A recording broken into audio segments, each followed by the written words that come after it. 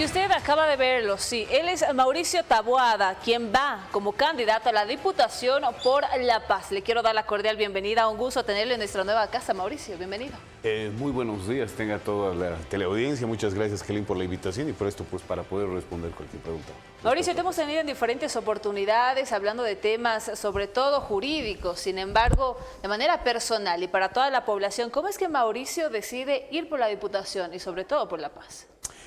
Bueno, estimada Kelin, yo agradecido nuevamente contigo, agradecido con el programa, porque la siento como mi casa, que es como venía diciendo Kelin, que hemos venido compartiendo diferentes tipos de entrevista en ámbito jurídico, de temas de análisis, pero ahora tengo el gusto y el placer de lanzar en esta casa televisiva que me ha acogido durante buenas entrevistas y durante un buen tiempo el tema de mi candidatura a la Diputación por el Departamento de La Paz.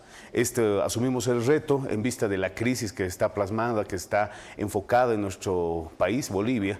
Y recuerdo una frase marcada por Víctor Paz Estenssoro que nos dice: Bolivia se nos muere si no tenemos el valor de cambiarla. Entonces tenemos que empezar a asumir estos retos, hacerlos como bolivianos y tomar cartas sobre el asunto. No podemos olvidar que hay una nueva generación política que está marcada de los 18 a los 40 años de edad, que es la población que va a definir esta elección. A diferencia de las otras elecciones, el factor joven que va a ir marcado de esta edad de 18 a 40 años, esta elección va a definir esta elección. Entonces nosotros estamos tomando la posta de las nuevas generaciones, tomando nuestra responsabilidad con el país para hacer una gestión buena, para realizar una Bolivia digna, una Bolivia justa, una Bolivia soberana, una Bolivia totalmente diferente, que pueda salir del hoyo en el que se le está dejando. Mauricio, has mencionado una palabra muy importante que son los retos, los desafíos que tu persona va a tener tras asumir toda esta responsabilidad dentro de la Asamblea Legislativa Plurinacional. Pero hablar de retos y desafíos es hablar de propuestas, nuevas propuestas para hacer un cambio dentro del órgano legislativo. ¿Cuáles son las propuestas que tú tienes como candidato ya para la Diputación? Evidentemente, las funciones de los diputados prácticamente son el de legislar, el de elaborar leyes, consensuar leyes, trabajar las leyes con parte de la sociedad. Muchas veces en esta casa televisiva he dado análisis de lo que es trata y tráfico de personas. Esa ley merece una actualización también. ¿Por qué no analizarla y ponerle en mesa, revisar bastantes y otras que se puedan ir generando? Así también el tema de fiscalizar el dinero de los bolivianos, fiscalizar el peso a peso que se le paga prácticamente y está dentro de los bolsillos y que los que pagamos somos los bolivianos. Entonces, fiscalizar es importante dentro de este proceso. Así también vamos a ser la voz de la representación del Departamento de La Paz en la Asamblea de las personas que no pueden ser escuchadas o de las personas que están constantemente ahí. Yo he crecido durante un ambiente político desde pequeño y muchos decían: los diputados vienen a tocarnos la puerta a pedir el voto, pero después nunca más los vuelves a ver. Y eso tiene que cambiar. ¿Por qué? Porque esto tiene que ser un honor para nosotros. Representa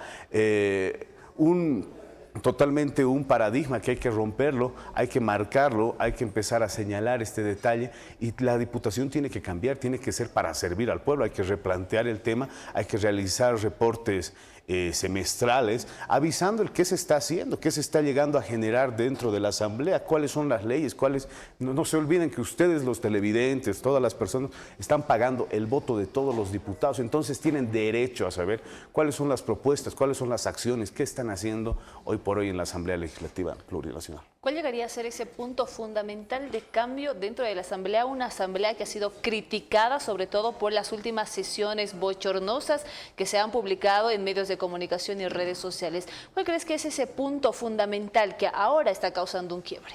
Efectivamente, estamos en una crisis política, crisis económica. Hemos visto bochorno a través de la Asamblea Legislativa. Sin embargo, se rescata a los mejores hombres, a las mejores mujeres que pueden dar la cara dentro de este proceso. Es importante también destacar que tenemos que ser una asamblea diferente, tenemos que buscar prácticamente lo que es la unidad en todo sentido, no solamente unidad en el tema político, unidad para salir adelante. Nos está golpeando una crisis totalmente dura, totalmente cruda y tenemos que salir, pero la única forma de hacerlo va a ser teniendo la mayoría en la asamblea, teniendo la mayoría que nos apoye luego para tomar medidas para salir de esta crisis, ¿no? ¿Se va a trabajar con la población, con la ciudadanía, en contacto con ellos? Efectivamente, estimada Kelin, todo se tiene que trabajar con la ciudadanía. La ciudadanía es la que tiene que decidir qué acciones se van a llegar a generar. Nosotros tenemos que empezar a a liderar. Sin embargo, todo se consulta con la ciudadanía. Como propuestas y demás, Mauricio, al ingresar a la Asamblea Legislativa, a poner el primer pie como diputado, ¿cuál sería la ley que tú agarrarías para una modificación? Y eso, una pregunta súper interesante. ¿Por qué? Porque ahí es donde engranamos el tema con Samuel Doria Medina. Samuel Doria Medina plantea el tema de los emprendimientos y ahí tocamos el tema de la currícula educativa. Muchos de nosotros no hemos tenido dentro de nuestra currícula, en la malla curricular, el tema del emprendedurismo.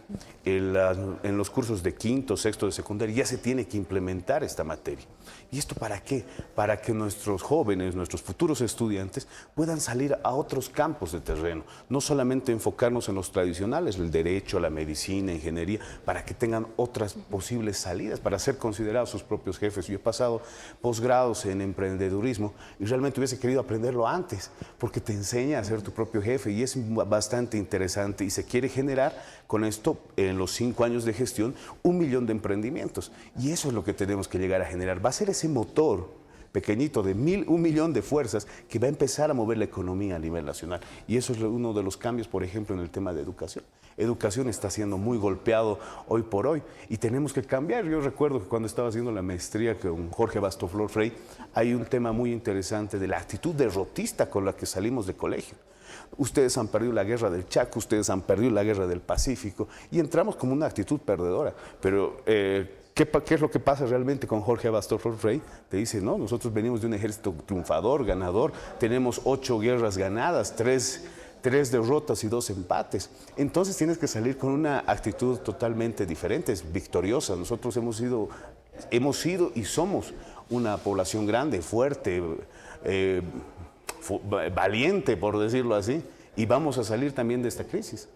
Quiero hacer énfasis sobre todo a estos créditos, que en la actualidad, bueno, uno que otro se van aprobando y los últimos 2, por ejemplo, pero después de varias sesiones, después de varias charlas, sin llamar a sesión y todo aquello. Sin embargo, como diputado, como próximo diputado y demás, ¿qué ejemplo o qué experiencia y enseñanza te da la Asamblea Legislativa en la actualidad sobre estos créditos? Bueno, lo que primero hay que hacer, y es una de las soluciones que también se las plantea en nuestro plan de gobierno, es estabilizar el dólar, recuperar el tema de los dólares y estabilizar el tema monetario. No puede haber pues 2 tipos de cambio.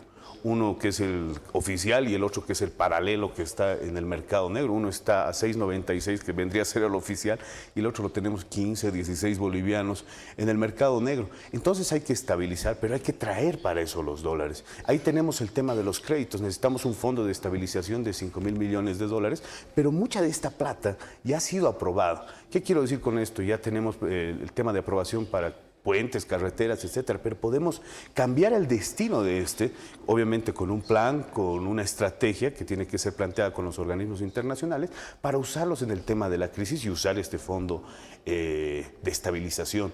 Es importante que nosotros logremos igual detectar cuáles son las empresas deficitarias, cuántas repiten una doble función y en cuáles sí podemos enfocarnos para volver a concentrar nuestros esfuerzos.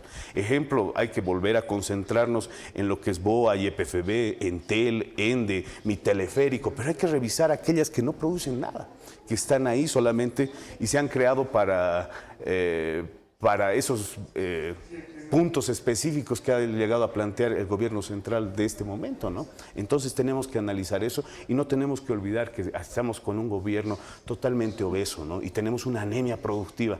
Entonces tenemos que ver todos estos puntos para nosotros poder replantear tal vez el mismo pacto fiscal, ¿por qué no?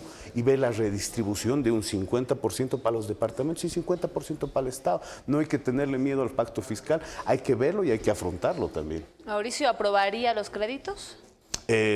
Lo que han planteado en la última reunión prácticamente han sido solamente diferentes tipos de crédito para poder estabilizarnos hasta determinado momento. Sin embargo, no puedes aprobarles todos los créditos porque estos tienen que ser manejados por la siguiente... Actualmente se ha pedido una justificación de los créditos que ya han sido aprobados. ¿Eso pediría usted, Mauricio, como diputado? Efectivamente, desde luego, hay que pedir una justificación de en qué se va a gastar estos 2 créditos. Creo que son 110.000 millones aproximadamente lo que se necesita prácticamente para llegar sin ninguna dificultad a lo que es una elección.